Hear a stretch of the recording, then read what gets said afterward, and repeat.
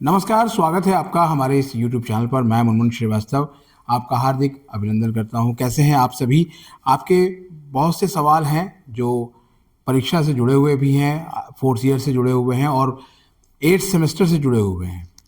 उन पर बात करने के लिए हम पहुंचे हैं डी के रामजस कॉलेज में और हमारे साथ मौजूद हैं पूर्व controller of examination Delhi university और रामजस कॉलेज के प्रिंसिपल प्रोफेसर अजय अरोड़ा के पास। और सबसे पहला सवाल जो आपका है वो यही है कि हमारा एग्ज़ाम मिस हो गया, अब आगे क्या होगा? नमस्कार, धन्यवाद मनमोहन जी। देखिए, अगर आपका एग्ज़ाम मिस हो गया या एग्ज़ाम्स मिस हो गए तो ये दो अलग अलग बातें हैं।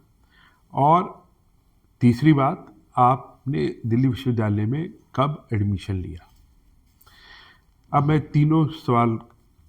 तीनों भाग के अलग अलग जवाब देता हूँ और तीसरे से पहले शुरू करता हूँ। आपका एडमिशन इस वक्त जो फोर्थ ईयर में है, अर्थात जो अब 8th सेमेस्टर पढ़ रहे हैं, उनका एडमिशन हुआ होगा 2022 में, 2023 में, उसके बाद में 2024 और 2025। तो अर्थात इस वक्त हमारे यहाँ पे 4 वर्ष के डिफरेंट एडमिशन ईयर के बच्चे हैं। जिन बच्चों का एडमिशन 22, 23, 24 में हुआ और उनका 7th सेमेस्टर या 5th सेमेस्टर या 3rd सेमेस्टर में अगर कोई पेपर रह गया है तो वो आने वाले अगले साल में उस सेमेस्टर के कॉरस्पॉन्डिंगली वो उसको दे पाएंगे और वो अपने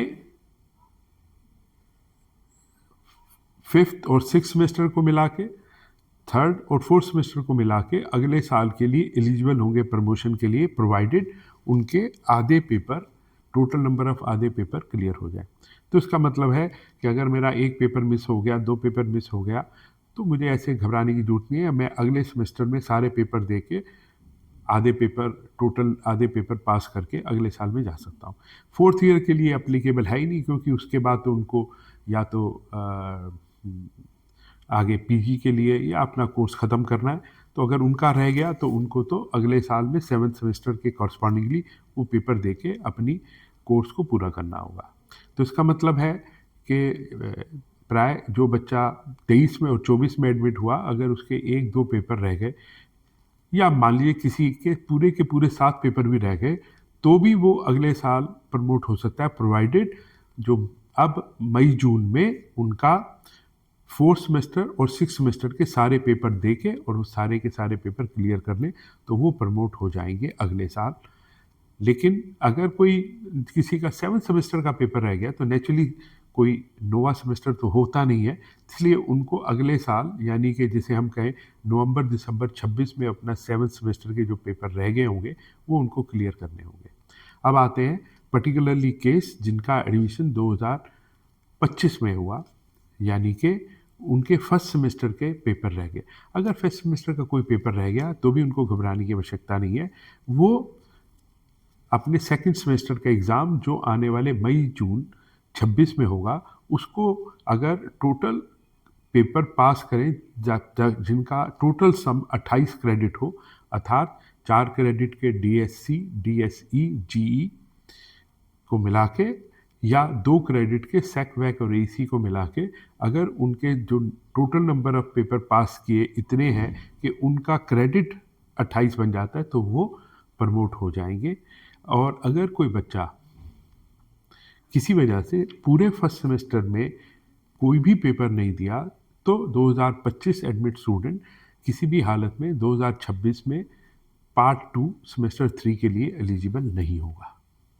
सर, यहाँ स्टूडेंट का सवाल ये है कि जैसे कि पूरा एक भी पेपर नहीं दिया, मेडिकल रीज़न था या कोई भी रीज़न था, तो क्या वो एक एक्स स्टूडेंट बन गया?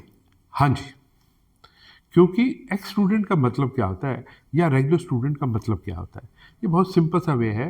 ये पर्टिकुलरली मैं रेगुलर कॉलेज के कॉन्टेस्ट में कह रहा हूँ, क्योंकि एसओएल और एनसी वेब में तो रेगुलरिटी कोई बहुत ज़्यादा रेगुलर अपने आप में नहीं होती, क्योंकि वो वीकेंड की क्लासेस होती हैं। तो मैं रेगुलर की बात करता हूँ। हमने उस बच्चे को मान लीजिए फर्स्ट सेमेस्टर में पढ़ाया, वो पढ़ा कि नहीं पढ़ा वो उसका अपना निर्णय था, लेकिन कॉलेज ने उसको ये ऑफ़र किया, ये एडमिशन उसने मिला और उस एडमिशन के बाद कॉलेज ने वो क्लासें लगाई और उसने उसको पढ़ा या नहीं पढ़ा या एग्ज़ाम नहीं दिया। तो अगले साल तो वो फर्स्ट सेमेस्टर का स्टूडेंट द्वारा प्राय नहीं बन सकता, उसका कोई अधिकार नहीं है कि वो उसको रेगुलर पढ़े। देखिए, स्कूल से जब बच्चा आता है तो स्कूल में जब बच्चा फेल हो जाता था तो प्राय उसका उसी क्लास में दोबारा एडमिशन हो जाता जी। था। तो इसलिए वहाँ पे कोई इस तरह का नहीं है, लेकिन रेगुलर बच्चे में नॉर्मली अगर आपने आज फर्स्ट सेमेस्टर का एग्ज़ाम नहीं दिया या आप दिया भी और फर्स्ट और सेकंड सेमेस्टर को मिला के आप पार्ट 2 थर्ड सेमेस्टर में प्रमोट नहीं हुए, तो आपको घर बैठ के ही अपने फर्स्ट और सेकंड सेमेस्टर के जो पेपर रह गए हैं उनको क्लियर करना पड़ेगा। उसको हम एक्स स्टूडेंट कहते हैं और वो किसी भी उसका अधिकार नहीं है। हाँ, अगर वो रिक्वेस्ट करे और कॉलेज अगर के पास प्रोविज़न हो और ऐसी फैसिलिटी वो अवेलेबल कराना चाहें तो कराई जा सकती है, लेकिन विद्यार्थी का कोई अधिकार नहीं है कि एक बार जब वो पढ़ा और वो फेल हो गया या उसने एग्ज़ाम नहीं दिए या उसने क्लासें अटेंड नहीं की तो वो अगली बार उस क्लासों को रेगुलर वे में अटेंड कर सके। उसका अधिकार तो ऐसा नहीं है। क्यों सर, यही सवाल स्टूडेंट्स का भी है कि अगर हम एक्स बन गए तो क्या हमें क्लास अटेंड करने देंगे या नहीं करने देंगे, हमें घर से एग्ज़ाम देना पड़ेगा, हमें फॉर्म कैसे भरना होगा। देखिए, फॉर्म वैसे ही भरना होता है और कॉलेज की वेबसाइट में और यूनिवर्सिटी की वेबसाइट में, यूनिवर्सिटी की एग्ज़ाम की वेबसाइट में और पर्टिकुलरली कॉलेज की जो भी वेबसाइट या जो भी उनका सिस्टम होता है, हर कॉलेज का अलग अलग सिस्टम होता है। कुछ जगह पे स्टूडेंट का डैशबोर्ड हो कॉलेजेस में भी है, तो वहाँ पे वो सारी इन्फॉर्मेशन बच्चों को दी जाती है और यूनिवर्सिटी के वेबसाइट पे भी दी जाती है कि कब हमारे एग्ज़ामिनेशन फॉर्म अवेलेबल हैं और स्टूडेंट उनको ऑनलाइन भर सकते हैं। जी। एक सवाल सर जो है वो काफ़ी बार पूछा गया है कि मैं अभी 6th सेमेस्टर में हूँ। ये ज़ाहिर बात है 4th ईयर का बच्चा जाने के लिए परेशान है और ऐसा कहना है कि बीकॉम प्रोग्राम में हूँ। अगर मैं रिसर्च डोमेन सेलेक्ट करता हूँ 6th सेमेस्टर का, तो मुझे बीकॉम ऑनर्स विद रिसर्च की डिग्री मिलेगी या फिर सिर्फ बीकॉम ऑनर्स की ही मिलेगी?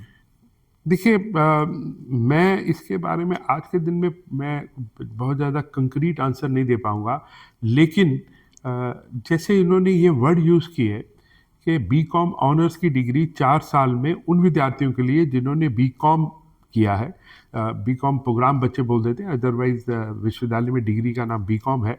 उसको बीकॉम ऑनर्स की 4 साल में डिग्री दें, ये प्राय मतलब जितनी मेरी समझ कहती है वो नहीं होगा।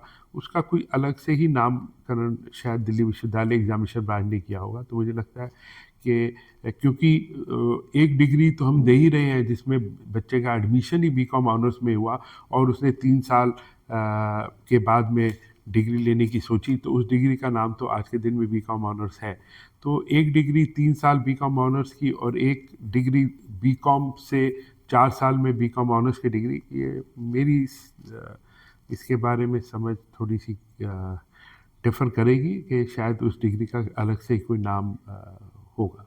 जी। एक सर आज का लास्ट सवाल जो सोल के स्टूडेंट्स का है, उनका कहना है कि 2025 दिसंबर में उन्होंने एग्ज़ाम फॉर्म नहीं भर पाए थे, तो अब क्या जो है वो एग्ज़ाम फॉर्म भर पाएंगे वो?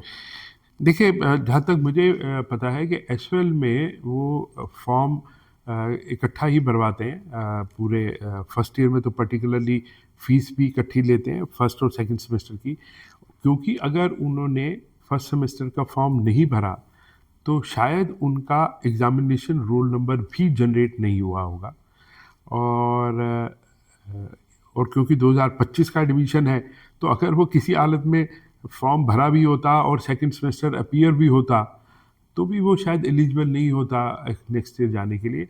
तो 2025 के लिए इस बच्चे को तो बेस्ट यही होगा कि वो as a ex student appear हो 2026 बैच में।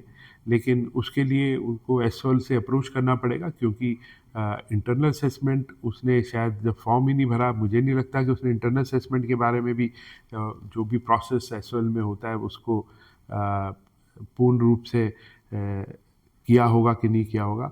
तो अगर उसकी आईए भी नहीं है तो उसके लिए भी वो एसओएल से जाके अगले साल जब वो एग्ज़ामिनेशन फॉर्म भरे और अपना एग्ज़ाम की तैयारी करे तो वो अपनी आईए और जो ट्यूटोरियल के ग्रेड्स हैं या मार्क्स हैं उसके लिए भी क्लैरिटी वो अपने एसएल के लिए। इनफैक्ट ये बात तो प्राय आपने जो पहला क्वेश्चन पूछा था जी। रेगुलर के बच्चों के लिए, उनको भी ये देखना पड़ेगा कि अगर किसी ने फर्स्ट सेमेस्टर नहीं दिया, सेकंड देने का कोई औचित्य बनता नहीं है, क्योंकि उनको 28 क्रेडिट चाहिए जो सेकंड सेमेस्टर से नहीं मिलेंगे। तो अगर फॉर्म नहीं भरा था या एग्ज़ाम नहीं दिया था, दोनों ही केस में उनको अपने कॉलेज से एसओएल से अप्रोच करके अपनी आईए के बारे में पूर्ण इन्फॉर्मेशन लेनी चाहिए। ये ना हो कि अगली बार वो फॉर्म भरें और अपीयर हो और उनकी आईए 2025-26 के बैच में उन्होंने ना ली हो और 26-27 में एज ए एक्स स्टूडेंट वो अपीयर हो और उनकी आईए ना हो। तो उसके बारे में वो अपने कॉलेज से या एसओएल से ज़रूर पता कर लें कि उनको आईए कैसे मिलेगी या ट्यूटोरियल कैसे मिलेंगे, या सेक वैक और एईसी के अगर प्रैक्टिकल बेस पेपर हैं तो उनके इवैल्यूएशन के लिए असेसमेंट कैसे होगी। जी, बहुत बहुत धन्यवाद सर छात्रों के सवालों के जवाब देने के नमस्कार, लिए। धन्यवाद।